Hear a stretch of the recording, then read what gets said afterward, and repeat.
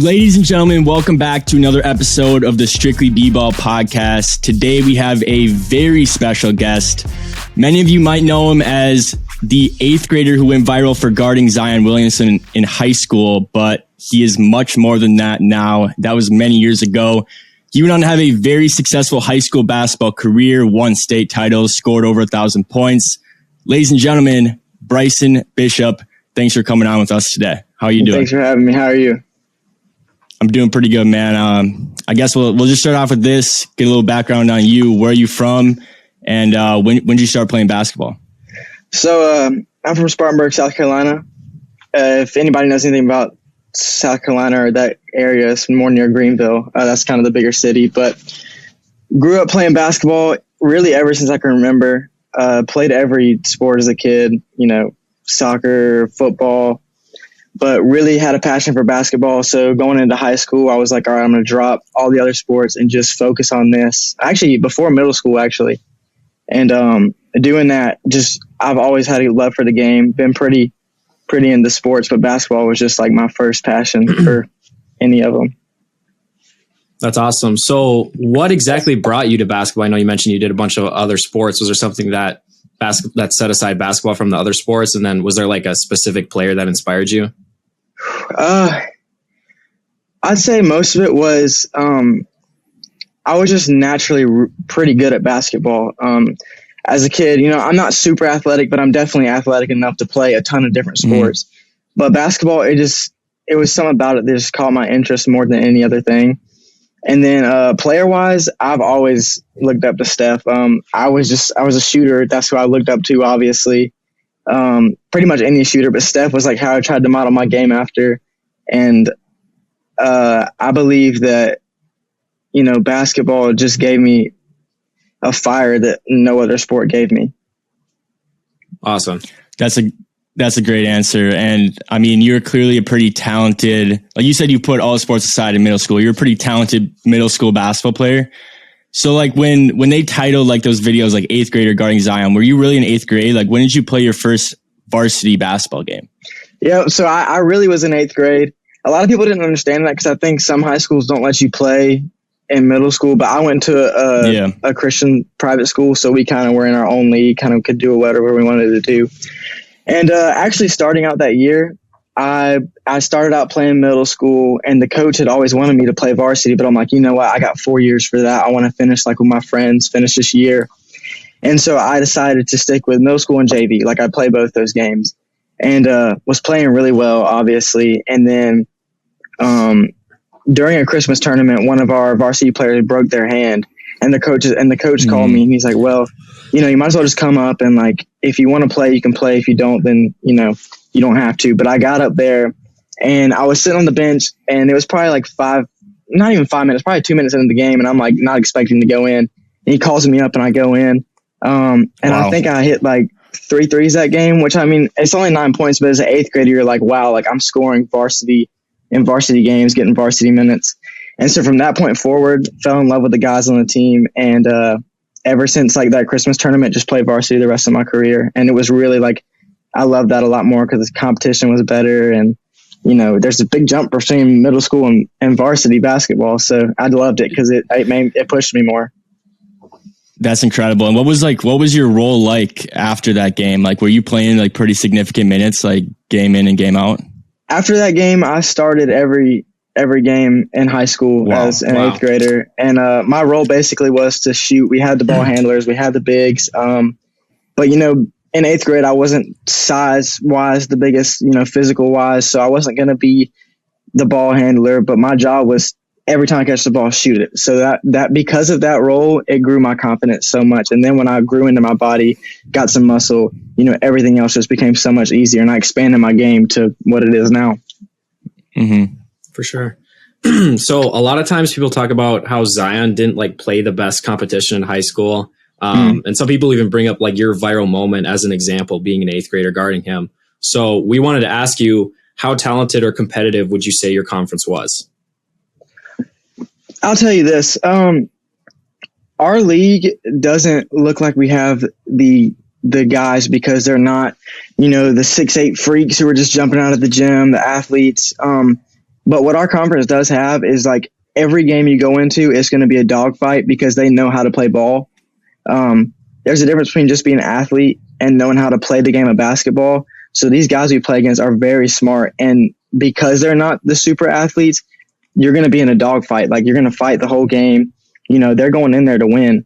So for him, obviously, he was the number one pick. You know, I don't care what league he played in. He was going to do what he was going to do. Yep.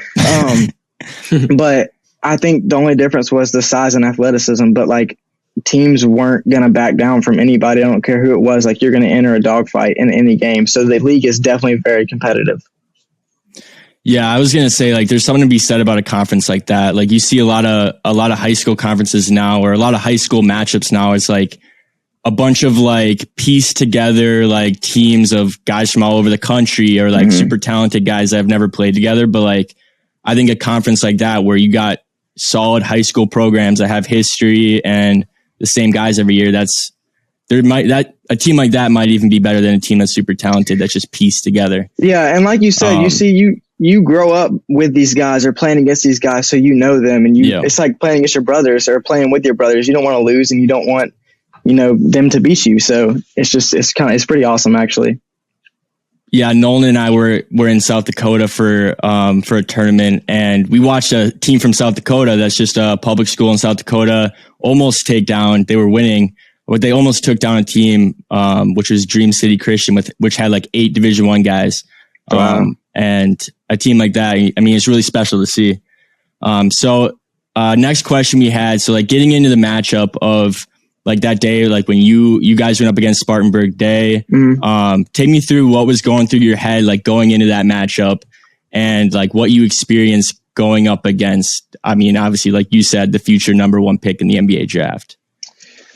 So leading up to it, going throughout the whole day, you know, you have your week for your game prep, watching film, you know, going through practices specifically for the team. And obviously all that was put on Zion, because I mean, he had great players around him as well, but we just game planned for him. But I say this, like going through the school day, I feel like many teams that play him are just like, oh, well, we're going to lose. Like, you know, we're going to try our best, but you know, he's the number 1 pick. Like I had a different mentality. I was like, I'm going in here and like, I don't care if we lose or we win. Like I'm going to put everything I have on the court because that's how I play every time. So I didn't care who we were playing against. And people were like, you know, they're like, oh, I want to get dunked on so I can get famous. And people will see me as like, no, like I'm a competitor. I want to win. Yeah. I want to try to win this game. And so definitely a bunch of butterflies though, because your gym's packed like it never is packed before. Seats are sold out. So going to the game, I wasn't nervous. I was just pumped up and excited to go compete and against a high level guy, against a high level team with fans in the seats. Like playing basketball, like you live for those moments. And so that's like the mentality I went into was like, I live for this moment. I'm going in and like putting it all on the line. For sure. So when you were guarding Zion, was there any game plan behind that, or did it just sort of happen? So yeah, we went into the game with we usually ran a 2-3, but we were going to do a box and 1. So the reason I even got put on him was because, like I said, my job was to score the ball, shoot the ball. Like I wasn't going to, even if it wasn't Zion, like I didn't have the build or the muscle wise to like stay in front of people for that long. So like I was basically put on him to like, you just mess with him, do whatever you can do, and then we're going to go down and shoot. So it wasn't like because I was the best defender or anything, but I definitely think it was because I wanted to do it. And also we had bigger guys who could help that could stay in the paint. So that's kind of like our thought process behind it. Okay. So it was like a box and 1 and you were just kind of like put on to be like that pest, like try to just annoy him a little bit. Basically. I mean, yeah. Yeah. So what was like, I didn't even go back and look, but like, what was the final score of that game? Like, I don't know. I know we lost by a good bit. Okay. I didn't know. I just wanted to ask. Like, I didn't know for sure, but yeah, I mean, midway through the fourth quarter, he got taken out. But you don't have the athlete. Like nobody is that athletic. It's ridiculous. No, it's crazy. No. But I mean, you had some interesting moments guarding him, obviously, and then I think you hit 3 threes in the first half. Is that right? I did. I think I finished with 13 that game. I averaged around that for the season. So, I mean, 13 points for an 8th grader he's solid. That's incredible. That's incredible. Yeah, it's really solid. Even being on the court. But you hit 3 threes in the first half. You had some moments guarding him. Did you know, did you feel the people filming the game? And did you have an idea that you might go viral after that moment? No idea. I saw the camera guys there with their shirts and stuff on. But like I said, I was just focused on the game. And the people think I clapped to make a scene or something like that. I was in the moment. I was just competing. I did not care about cameras or attention or anything like that. I honestly didn't think it was going to, I didn't even remember doing it until after, and I saw how much it blew up. Where do you get that mentality from? Or I was just going to say, where do you get that mentality from? Like you said, you were locked in, some people wanted to get dunked on. Where do you get that mentality from? My mentality is coming from, I've never been the biggest, I've never been the quickest or the strongest, but I always had to work for everything I did. If I was going to be good, I had to put in so much more time than people who were just gifted with it. And I definitely have a God-given ability to play, but because I was under recruited and because all the odds were against me, man, that lit a flat fire under me. And I'm glad that happened to me because it gave me a work ethic I don't think I would ever have before. So I just think I had a different work ethic than so many other kids. For sure. Yeah, that kind of ties into the question I was going to ask following that, your initial kind of thoughts to it just sort of blowing up. That's sort of what gave you that extra fuel and more fire. It definitely did. It definitely did. But I didn't let it go to my head because it was just one game and I really didn't expect anything to come from it. But, it was cool to be a kid and see all that blow up. But I'm going to work even harder because if I ever get another moment like that, I want to come and just go crazy the next game. So for sure. I think it's cool too, because part of the fact you being an 8th grader, but also it's a thumbnail in a video around you actually playing good. You see, Zion destroying these high school kids, but it's showing an 8th grader who has that confidence and is holding their own against, looking at an NBA all-star. So it's really cool. Definitely. And then, so we read somewhere that you considered attending high school at Spartanburg to team up with him. Is that true or no?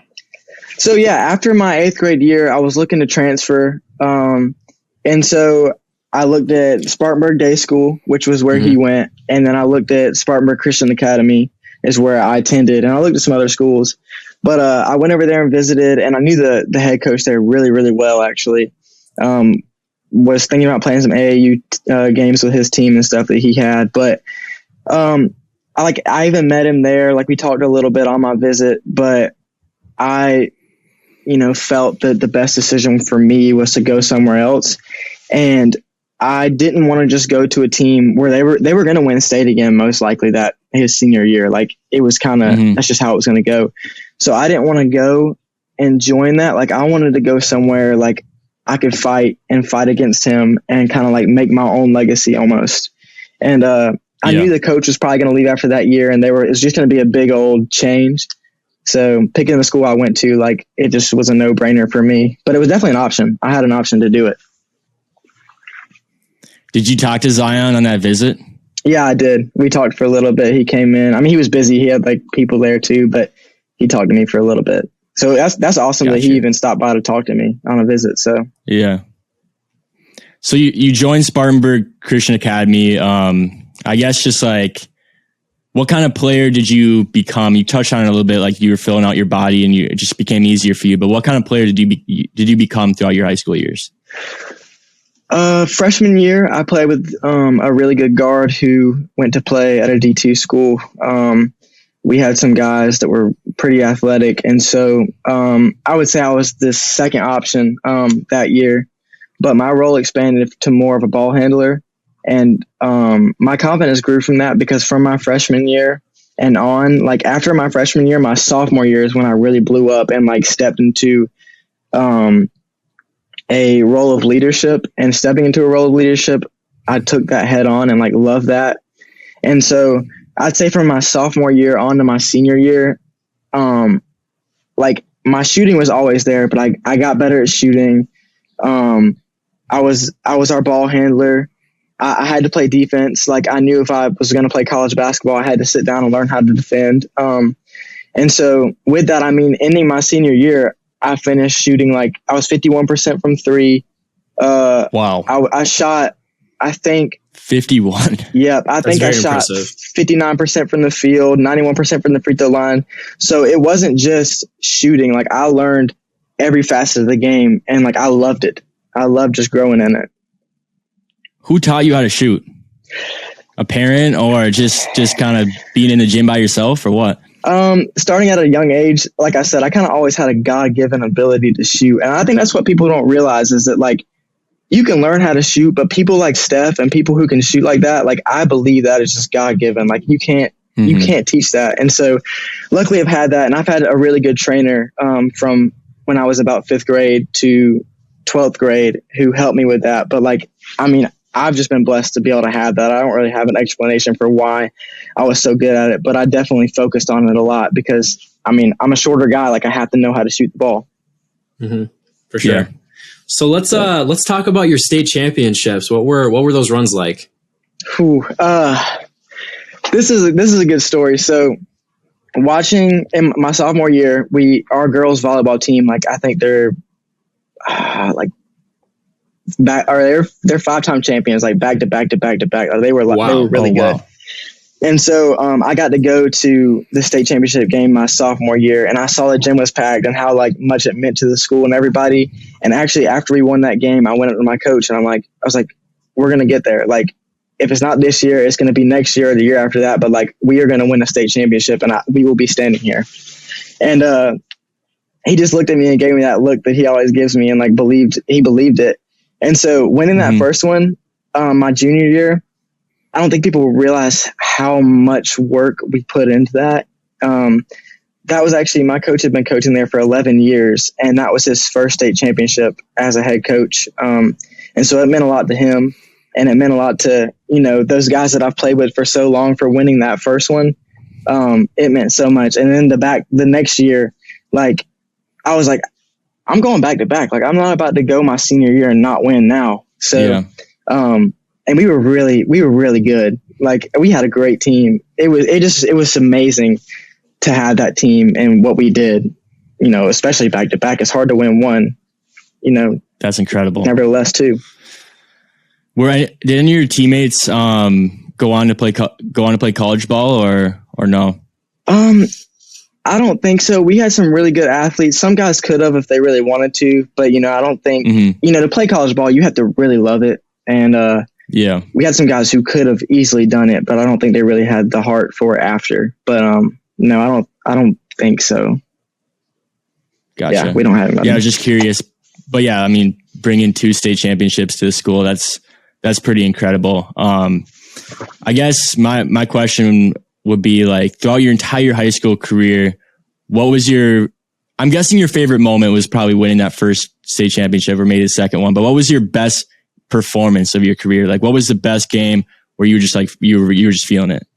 All right. So senior year, we played at a school called Seneca, and their head coach actually had coached at our high school a while ago with my head coach.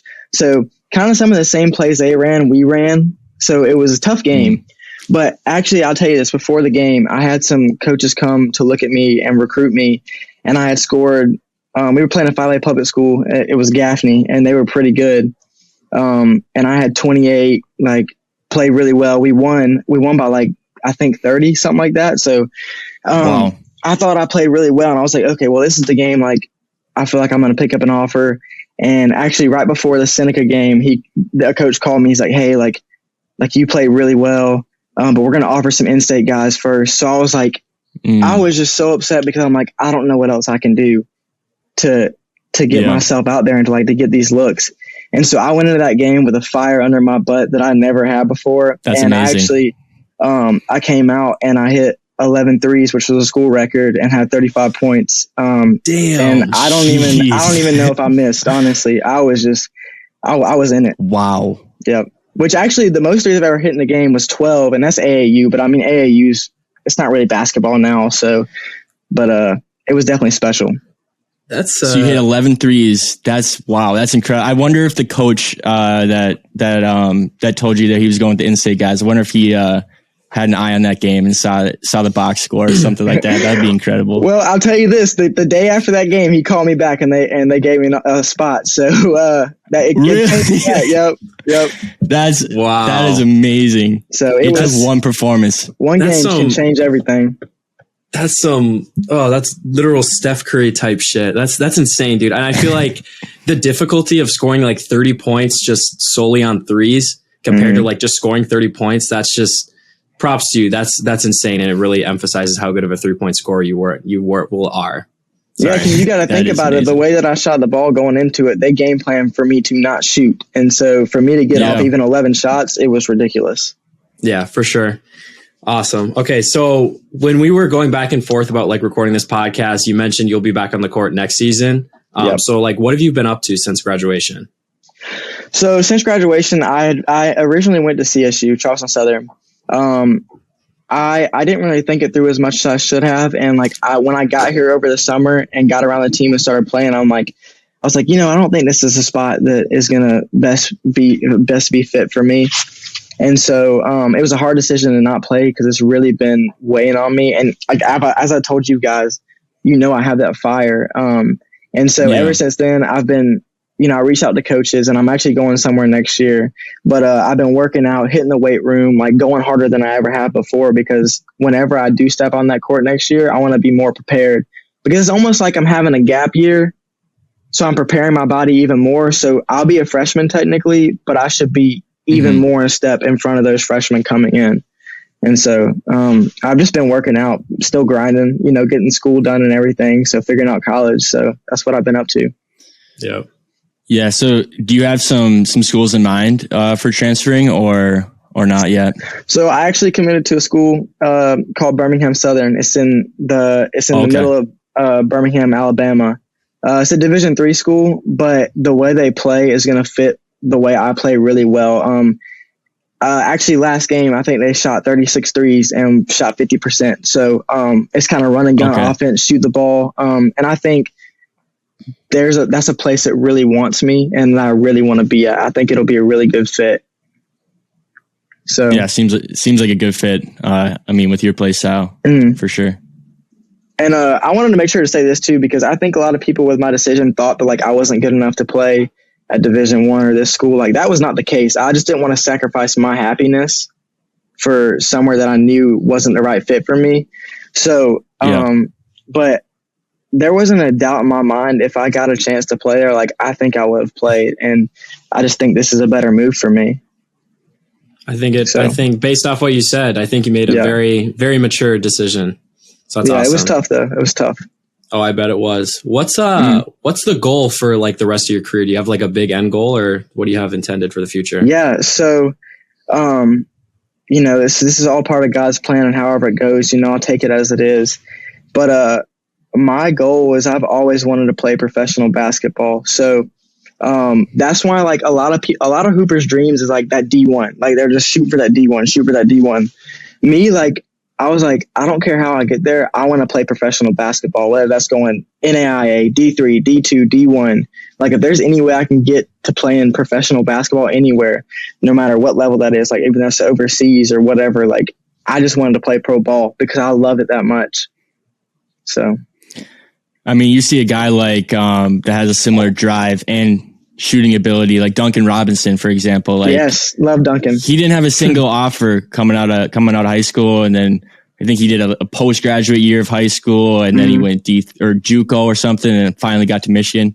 That's a story I like to gravitate towards. So you never know what the path is going to be. And cool thing about Duncan, he was my favorite. Like I'm a Michigan basketball fan because of Duncan Robinson. I love the way he played. I loved his story. And actually, when he was at Michigan, I actually DM'd him on Instagram and we talked for a little bit about shooting. So that's kind of a cool story that I got to hook up with him as well. So that's amazing. Duncan Robinson is one of my favorite players. Yeah. I also love his podcast. So it's kind of inspired us a little bit too. Yep. So, are you a big fan of the NBA? You mentioned you're a Michigan college basketball fan, but what about the NBA? So NBA, Hornets fan. I'm from South Carolina, so the only team we had close was the Hornets. Sad to see Kemba go, but I mean we got LaMelo, so I think it's a little better. For sure. But yeah. Who do you think's going to win the NBA Finals this year? You got to go with the Warriors. I mean, Klay's back. Steph's playing at an MVP level. Andrew Wiggins, like everybody thought Andrew Wiggins was washed. I mean, the dude's hooping. Yeah. You're talking to Timberwolves fans. Yeah, we thought he was washed. We thought he was washed. Yeah. I mean, you got the role players, the defensive guys. Like that team is just, and Jordan Poole. Like Jordan Poole is a hooper. He hoops, and I love him. So they got the pieces, and I think they got it. It was amazing to see Klay come back. That was really fun to watch. And I don't think he's like any worse than he was before. We'll see, but yeah, that's a good pick. Mm-hmm. I also like the Bucks, but I think they can go back to back. But I think the Warriors are probably the front runners right now. Yeah, after watching Giannis last year in the finals, he's unstoppable. So you can't go against the Bucks. For sure. I feel like the Bucks or the Nets are going to come out of the East. I feel like it really depends if the Nets have, their big three, Kyrie, Harden, and KD. But it's so unpredictable with Kyrie. But I think I agree with you with the Bucks being a potential contender. But the Warriors right now, I said it I said Curry's going to be an MVP favorite or going to be the MVP. But I think the Warriors right now are on track to win the finals if they can keep this up. And they're a better team-wise. It's not just all on Steph. Like, they are a complete team. Yeah. So. They are. They really are.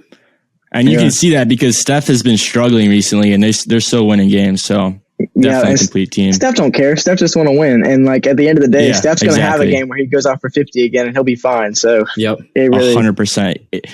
If you're doubting Steph Curry, you're just delusional at this point. But, I guess – another question, NBA related, is like having grown up, obviously same area as Zion, being linked to him, I guess. What are your thoughts on his career up until this point? Like, did you expect all of this out of him? And I guess, what are your thoughts on what he's done since his days in Spartanburg? I definitely thought going into Duke, like he was going to be completely fine. I mean, he was going to treat those guys like kids still. I mean, honestly, he was just built like that. And so, college, I knew he was going to be fine. And then when you get to the NBA, you're like, okay, these guys are fighting for their jobs. Like they're putting every hour of the day into basketball. It's not just basketball in school. So I thought he wasn't going to struggle, but I thought it was going to be different. But what he has done, obviously, when he was healthy, man, like he was one of the most physical players in the game, and like nothing stopped what he was going to do.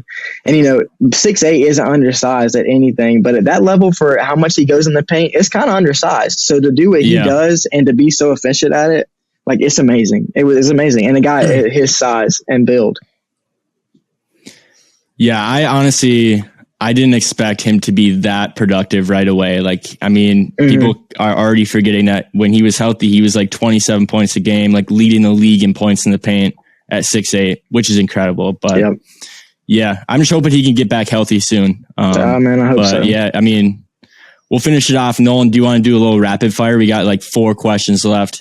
Yeah, for sure. Joe, did you want to alternate or did you want me to ask all of them? You can ask them. You can do the rapid fire. Yeah, Bryson. So we're just going to end things off with a quick little rapid fire. If you could have dinner with any NBA player, who would it be and why? Steph Curry. Been my favorite player since I was little. Easy. All right. So I think I know the answer, but what NBA player would you compare yourself to the most? Steph, and I will say a little bit of Trae Young. Trae Young's got a dog in him, and I'm undersized like that, so I'd say those two. For sure, I like those picks. Game clinching highlight block or game winning layup? Being a smaller guy, I want to say a block because I don't get too many blocks. So let's go with the block. And then a big final question for you. Who is your NBA GOAT? This is a hard question. I love Michael. Got to go with LeBron. I mean, it's ridiculous what he's doing at that level, or as high level as he is at his age. He's not done. It's LeBron. I like that you said that. Agree. Joe and I agree entirely. We made a whole video on this. Yeah, well, I'm right there with you. I'm not surprised, but I was maybe expecting you to say Steph Curry, but I know you're not like delusional when it comes to that. But we did an interview with Jared McCain, and he said Steph Curry was his GOAT. But yeah, he did. I think you got the right answer there. We all agree on that. Well, if Steph keeps going, we'll hope he gets in that GOAT conversation. But I mean, it's LeBron. Can't argue against absolutely. It. That's all we got today, Bryson. We really appreciate you coming on and doing this interview with us. But yeah, that's gonna do it. Another episode of the Strictly Bball podcast. Make sure you guys subscribe, drop a comment, and we'll see you guys next time.